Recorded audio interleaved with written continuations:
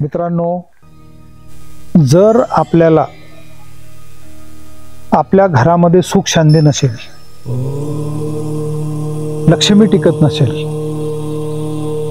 किंवा घरामध्ये गेल्यानंतर आपल्याला घरामधून बाहेर निघावं असं वाटतंय, घरामध्ये कुठलेही पती पत्नी मुलं किंवा परिवारामधील जे काही लोक आहेत त्यांच्यामध्ये नेहमी भांडणं होत असतील, तर मित्रांनो, ह्यावर तुम्ही काय ट्रीटमेंट घेणार? ह्यावर सदैव पहिलेच आपल्या ऋग्वेदामध्ये काही होम हवन सांगितलेले आहेत. त्याचा आम्ही शिवधाम सरकारमध्ये त्याचा उपयोग करतोय.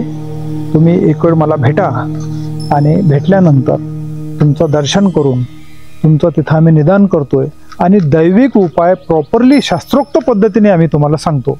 निश्चितच त्यावर फरक पडतोय. छोट्या छोट्या गोष्टी असतात. पूजा पण काही फार मोठी नसते, परंतु ते करणं जरुरी आहे.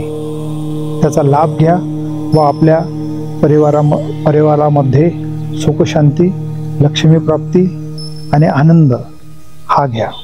ह्याबद्दल अधिक माहिती लागत असेल तर आमच्या शिवधाम सरकारची एक वेबसाईट आहे www.shivdhamsarkar.com. इथं जाऊन पूर्ण तुम्हाला इन्फॉर्मेशन मिळतंय आणि ते निःशुल्क आहे. तिथं जाऊन क्लिक करून तुम्ही लगेच आमच्याकडे नंबर लावू शकता किंवा त्याचे फोन नंबर दिलेले आहेत. फक्त गुरुवारलाच ही सुविधा आपल्याला उपलब्ध आहे. तरी ह्या सर्व गोष्टीचा लाभ घ्या आणि आपल्या घरामध्ये ज्या काही नेहमी चालणाऱ्या कटकटी असतात, ज्यापासून घरामध्ये गेल्यानंतर काही लोक तर असे असतात की घरच्या कटकटीला कंटाळून बाहेरून नशा करून घरामध्ये जातात आणि मग म्हणतात की हा दारू पितो. अरे पण त्या दारू पिणाऱ्याला विचारलं का तुम्ही का पिता म्हणून कधी? तर मित्रांनो, हे पंचमहाभूताचं चक्र आहे सर्व. ह्या पंचमहाभूताच्या चक्रामध्ये त्या परिवारावर असे काही ग्रहदोष असतात की ते आपल्याला सायंटिफिकली प्रूव्ह करता येणार नाही. तर त्यासाठी मंत्रोच्चार, होम हवन करून निश्चित त्यापासून आपल्याला सुटका मिळेल.